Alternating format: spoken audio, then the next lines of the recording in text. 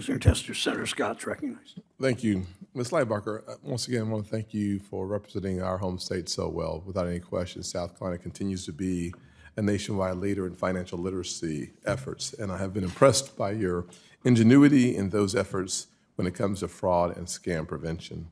I was recently reading about your partnership with the South Carolina Department of Aging to once again deliver scam prevention and education materials to seniors alongside their meal delivery. I think that is brilliant.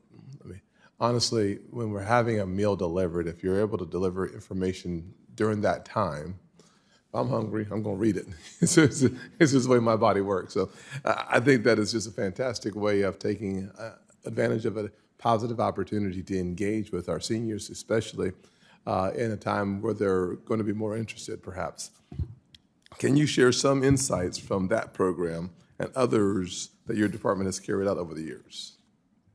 Sure, thank you so much. So with that particular partnership, it actually started when we initially released Ditch the Pitch back in 2015. At that point, it was Lieutenant Governor's Office on Aging, and they were gracious enough to put these on the meals. And it's folks not only that are usually in our senior population, but some that are homebound as well. And so they're likely not going to come out to a presentation or an event where we are. And so whenever we do outreach, or create a publication or have some kind of campaign, we're looking to try and find those kind of pathways that we can get it into the hands of the folks who need it most. The Department on Aging is one of those. ARP is a great effort there. This Ditch the Pitch bingo that we have, we are part of a World Elder Abuse Task Force, and it's a group of 30 government and non-government agencies that all have some kind of touch point with the senior communities in South Carolina. It could be that they're continuing care retirement communities, or they provide in-home care services or things like that, and the Department on Aging is a part of that as well.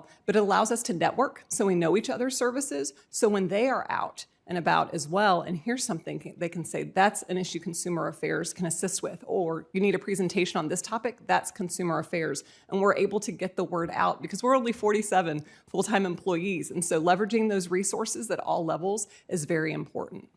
For those who don't live in South Carolina, if you don't live in South Carolina, I really don't know why you don't, but in the end, 47 employees, really we have 46 counties. So it's literally one person per county if you look at it from that perspective.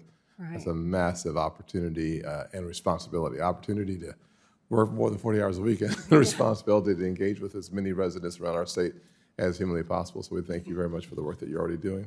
Thank you. Let me ask you another question. Sometimes sitting here in Washington, it's easy to get stuck in the beltway mindset and overlook many of the innovative ideas and solutions that are created within our states. I pride myself in thinking that my goal as a legislator, as an elected official, is not necessarily to be the origin of great ideas, but to be the conduit of great ideas. It's one of the reasons why I love going home every weekend back to South Carolina to hear from my constituents and some experts and people who've just have real life experience on what the solution is to said problem. And I look at that from this same perspective when it comes to scams and frauds and dealing with some of the challenges that we face. One of the things that I think we have to do is make sure that we never lose hope that we will win this fight. I mean, time and time again, it feels like the more we see scams being successful, the less energy we have to fight them because we kind of feel like we've lost that fight. And that's never a strong position to respond from. So I refuse to believe that we have lost a fight. Mm-hmm. Are there lessons that we can learn from South Carolina to fight these criminals and prevent harmful scams? Can you please speak to some of the partnerships you have with financial institutions as well as law enforcement to educate, prevent, and combat such crimes? Sure. So we are not territorial. I mean, we don't say this is our sandbox. We don't want others in it. We certainly invite others in on all levels. We're an agency that regulates non-depository financial institutions. And so we have relationships with folks who are dealing with consumers' monies and financial products in that way. So we'll partner with the South Carolina Bankers Association to do education for their members and other trade associations as well on the scams that we're seeing, because oftentimes it's not just consumer related. Businesses fall victim to scams as well, which ultimately impact the prices and the services that they're providing to those consumers. So making sure that we don't have blinders on to just stay in a certain lane and trying to be as broad as we can in our outreach.